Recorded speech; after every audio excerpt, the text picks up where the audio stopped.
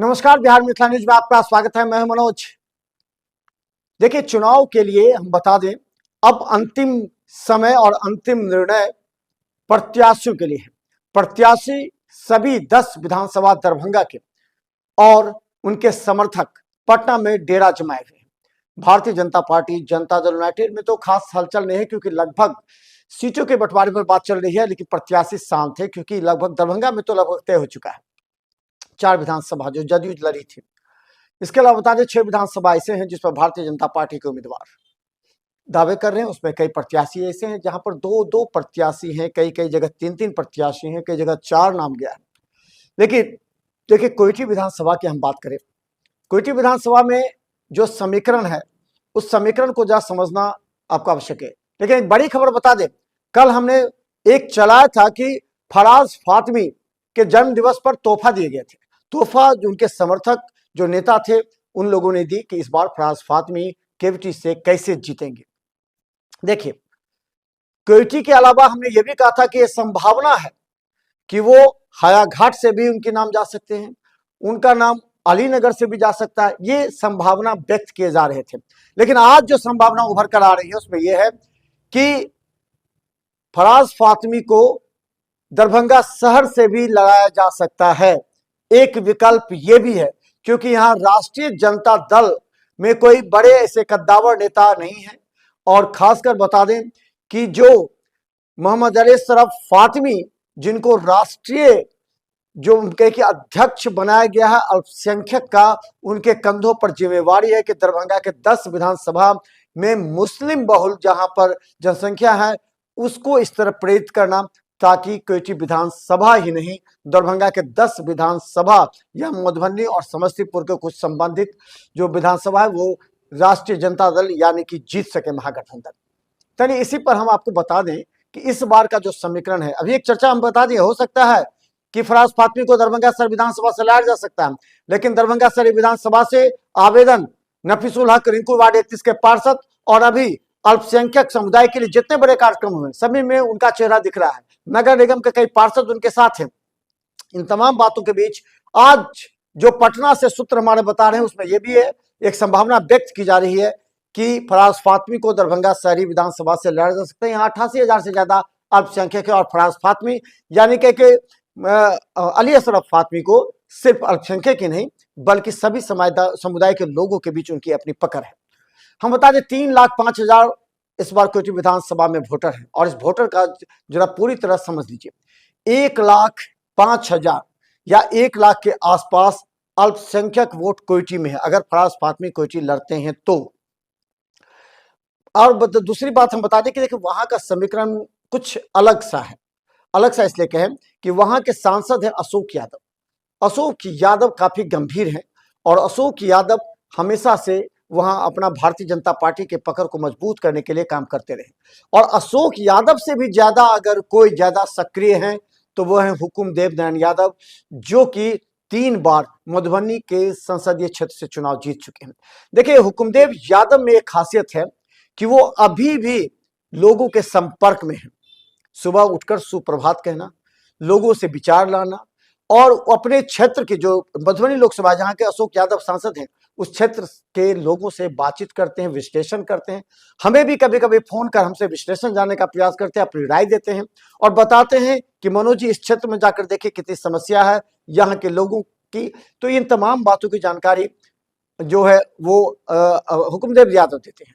हुकुमदेव यादव के बारे में एक बार और बता दें कि 2024 के लोकसभा चुनाव में जितनी बार फोन हमें मोहम्मद अशरफ फातमी ने नहीं किया, या उनके संपर्क जो भी थे वहां की जो उनकी कमेटी के सदस्य थे जिनके कंधों पर जिम्मेवारी दी थी मोहम्मद फातमी ने, उन लोगों ने कोई संपर्क नहीं किया, न सूचना दी, न बात।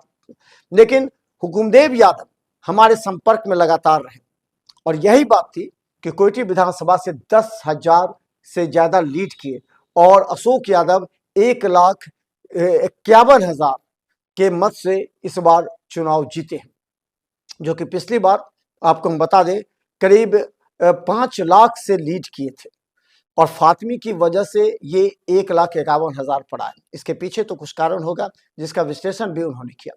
लेकिन आपको हम बता दें देखिए कोयटी विधानसभा के अब हम विश्लेषण समझते हैं कि फराज फातमी और मुरारी मोहन झा के बीच अगर मुकाबला होता है तो यहाँ पर त्रिकोणीय की संभावना प्रबल हो गई है, क्योंकि सहनी समाज के जो वोटर हैं वो यहाँ पर मौजूद हैं। और सहनी समाज के वोटर के बारे में कहा जाता है कि इस बार 8,000 सहनी समाज के लोग हैं जो कि प्रशांत किशोर के आइडियोलॉजी से प्रभावित हो सकते हैं। लेकिन अगर इन तमाम विश्लेषणों का हम कहें त्रिकोणीय संघर्ष बिल्टू सहनी बनाएंगे। बिल्टू सहनी क्षेत्र में जैसे उन्हें प्रशांत किशोर ने कहा कि आप कोयटी जाकर के तैयारी कीजिए, शहरी विधानसभा आर के मिश्रा के लिए छोड़ दीजिए, उसके बाद उन्होंने वहां काम करना प्रारंभ कर दिया है। तो फराज फातमी के लिए एक बड़ी चुनौती होगी कि जो अल्पसंख्यक वोट 1,000 से आसपास हैं उस वोटों को संकलित करना, क्योंकि पिछली बार लोकसभा विधानसभा चुनाव में वो गड़बड़ हो गया था। कुछ न कुछ तो ऐसी बातें थी जिसे विधानसभा अब्दुल बारी सिद्दीकी हार गए थे। इस बार फराज फातमी और मोहम्मद अली शरफ फातमी लगे हुए, हालांकि 10,000 से थे, पीछे रह गए थे लोकसभा में मोहम्मद फातमी, लेकिन कहा जाता है MY समीकरण वहां सटीक नहीं बैठा। अशोक यादव ने हमसे इंटरव्यू में कह दिया था कि मनोज जी देखिए इस बार कोई MY समीकरण नहीं होगा। उन्होंने हमारे इंटरव्यू में साफ कहा था इस बार सीधा जनता उनसे सवाल पूछेगी कि कृष्ण भगवान का मूर्ति स्थापना होगा कि नहीं, मंदिर बनेगा कि नहीं। ये पहला स्टेटमेंट अशोक यादव का था। इससे स्पष्ट हो गया कि वो यादव वोट को बांटना नहीं चाहते। देखिए अगर यादव कहे तो 38,000 यादव वोट है। अगर तेजस्वी यादव वहां कैंप करते हैं तो मुस्लिम 1,05,000 और यादव करीब 38,000 है वहां के यादव। और अगर ब्राह्मण की बात करें तो वहां 40,000 के आसपास ब्राह्मण है। ये 40,000 ब्राह्मण जो हैं वो कहीं ना कहीं मुरारी मोहन झा और भारतीय जनता पार्टी से प्रेरित है, इसमें कोई दो राय नहीं। 5-10% वोट मोहम्मद अली शरफ फातमी अपने व्यक्तित्व के आधार पर काट सकते हैं। इसके अलावा हम बात करें कि कई ऐसे जैसे भूमियार हैं 4,500 हैं, राजपूत 3,000 हैं, कायस्थ भी 3,000 हैं जो पूरी तरह भारतीय जनता पार्टी के साथ जाते हैं। राजपूत भी भारतीय जनता पार्टी के साथ जाएंगे, कुछ को छोड़ दीजिए अगर तो अली शरफ फातमी के साथ जाएंगे। सनी का 8,000 वोटर है, धानुक के 4,000 वोटर है। सनी समाज के जानते हैं कि वो बीजेपी के साथ है, लेकिन बिल्टू सनी के लिए चुनौती के 8,000 वोट वो कैसे लाएंगे वो प्रशांत किशोर के पक्ष में। धानुक 4,000 है, आप जानते हैं धानुक पूरी तरह जा सकते हैं बीजेपी के साथ। आपको हम बता दें पासवान 10,000 वोट पासवान के, और चिराग पासवान का जो वोट बैंक है वो चिराग पासवान के साथ स्टिक्स है, यानी इधर से उधर नहीं। हमने 10 विधानसभा का जब पूरी तरह भ्रमण किया था तो उसमें हमने कहा था कि देखिए सब जाति में बंटवारा है, वोटों का बंटवारा है, चाहे ब्राह्मण हो, राजपूत हो, यादव हो, अल्प मुस्लिम हो या और भी कोई जात हो, सब में कुछ ना कुछ बंटवारा है। लेकिन चिराग पासवान का जो वोटर है उसमें एक वोट का बंटवारा नहीं हो रहा है, और ये वोट बैंक 15,000 से 25,000 के बीच विभिन्न विधानसभा में है। 15,000 भी मिनिमम मान लीजिए तो 15,000 बहुत बड़ा फैक्टर है किसी को जीत दिलाने के लिए, किसी को क्या एनडीए को जीत दिलाने के लिए। तो देखिए पासवान 10,000 है। आपको बता दें रविदास वो 4,000 है, वो भी आपको जाता है, उसमें कुछ बंटवारा हो सकता है राजद और बीजेपी में। आपको बता दें जो मुसर 7,500 वो पूरी तरह एनडीए के साथ जाएगा, ये भी बात समझ लीजिए। चौपाल आपको बता दें चौपाल 22,500 वोट है, 22,500 में 40-60 हो सकता है चौपाल में। ये बात हम बता दें मोहम्मद अली शरफ फातमी सजग है, वो जानते हैं कि चौपाल वोट बैंक को अगर हम अपने पक्ष में ले आएंगे तो कैसे कोयटी विधानसभा जीत सकते हैं, क्योंकि उनको भी काफी ज्यादा चुनाव का अनुभव है। तो वो जानते हैं कि चौपाल वोट बैंक में सेंध लगाना और रविदास और पासवान वोट में सेंध लगाना उनकी पहली प्राथमिकता होगी।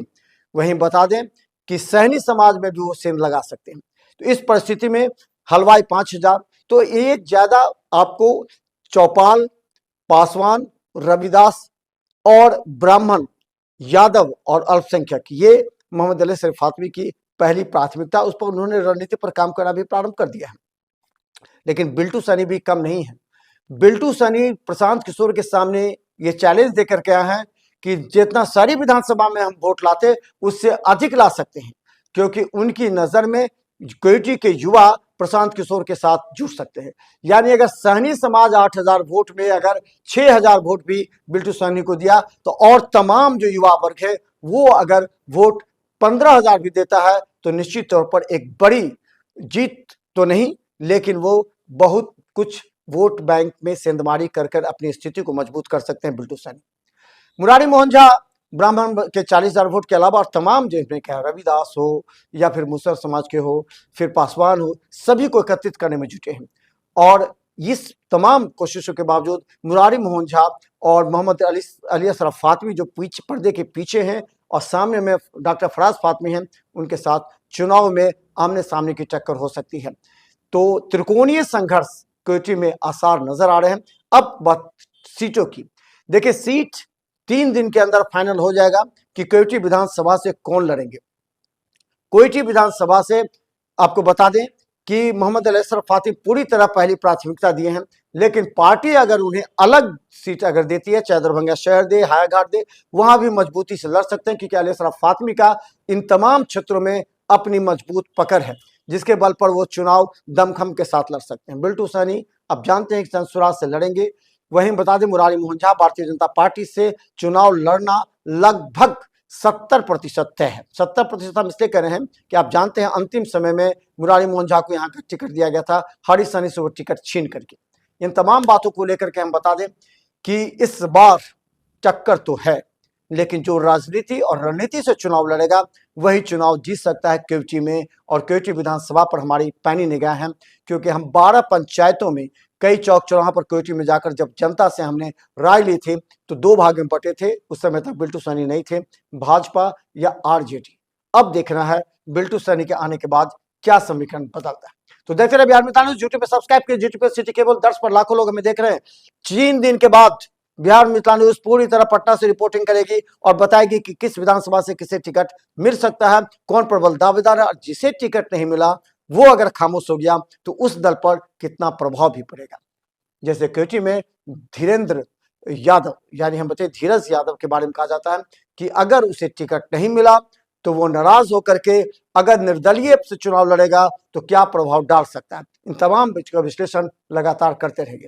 बने रहिए हमारे साथ यूट्यूब में। धन्यवाद।